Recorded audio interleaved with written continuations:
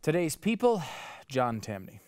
Today's stuff, popular economics. You know, doing the show with Glenn Beck back in the day, him telling the story of his hometown. They had a great downtown where everyone loved it. And then that evil mall came in. And the mall came in and it dragged everyone away from the downtown and it ruined the downtown. Well, now the same thing is happening to the malls. And now those are all dying. And is that a bad thing? We have this sentimental connection to the past, but in reality, these things, what we have today is getting better and better. And if you can kind of set aside that sort of sentimental value, that stuffed animal that I love, that I grew up with so much, what you find on the other side a lot of times is something a lot better. Oh, you put it so well in pointing out that we are sentimental about the past. That's the essential point.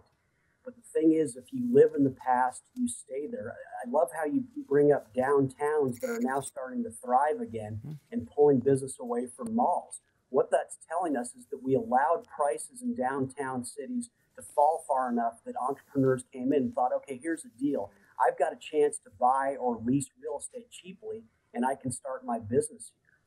That's what you constantly want to have happen. It used to be that all Americans worked in agriculture. We're not in bread lines because most of us don't work on the farms anymore. And let's face it, I think if you and I had to work on farms, we'd be very unproductive.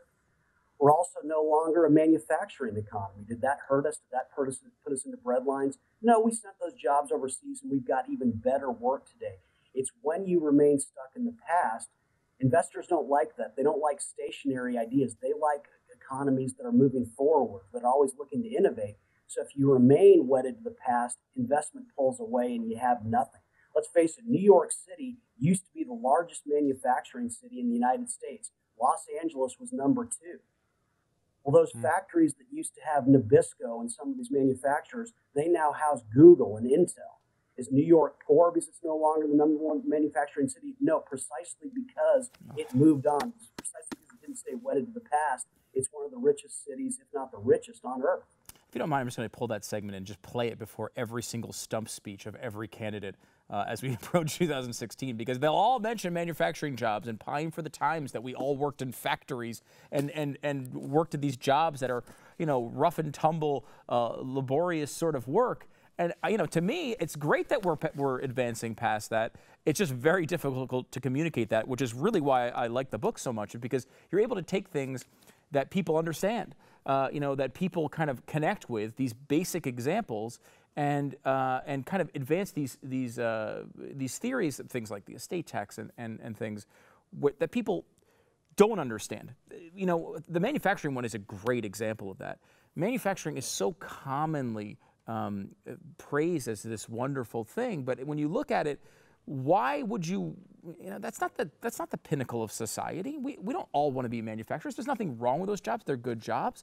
But, you know, when you look at how society advances and how we can move forward and use trade as something that is advantageous to our country, it turns from something that politicians use for their advantage to grab votes into something that actually benefits our culture and our economy. And if you can explain that to people, I think they grasp it.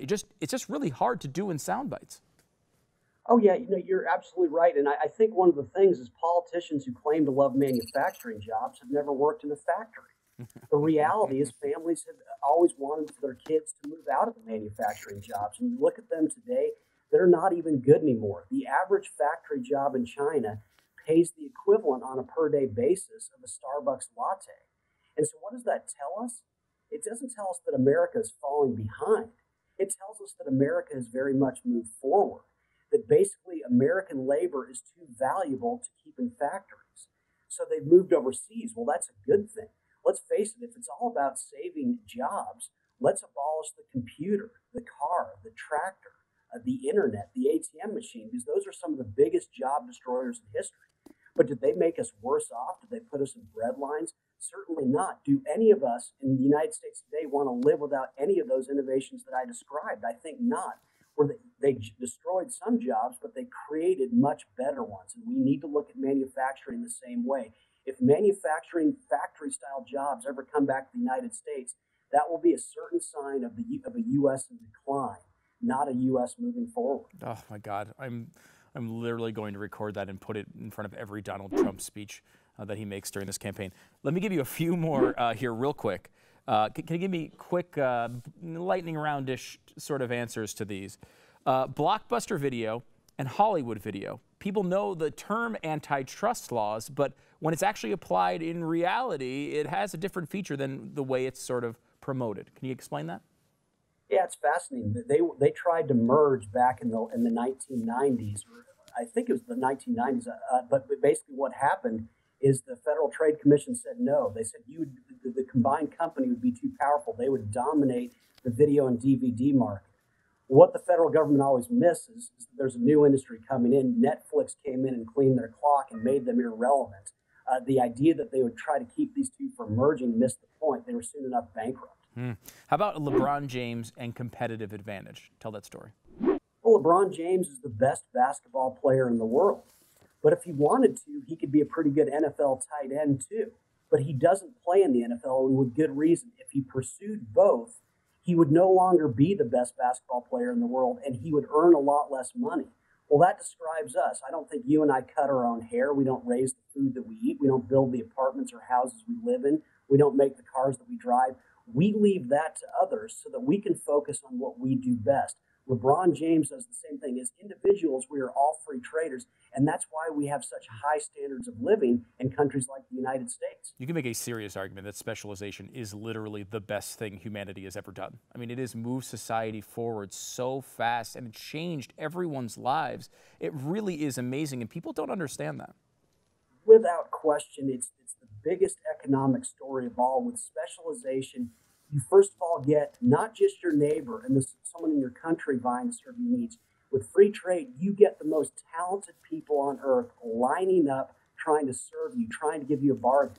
But even better than that, and to your point, free trade maximizes the possibility that we as individuals will get to do the work that most animates our talents, that we can most specialize in. And let's face it, when we do what we're good at, we're more productive, we earn more money, and we're much happier. All right, one last one here. Ben Affleck's career. What does that teach us about the housing crisis? It teaches about the wonders of failure. Ben Affleck was a J-Lo dating, Bentley driving joke not too long ago. And his movies kept failing. But rather than put a cushion under him, basically he was allowed to free fall. It forced him into directing, which ultimately led to him directing a Best Picture film. Without failure, you cannot have success because you don't learn from your mistakes.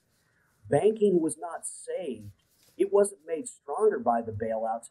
Banking, by definition, was weakened by them because it perpetuated the mistakes that were made that got them into the place that they needed a bailout in the first place.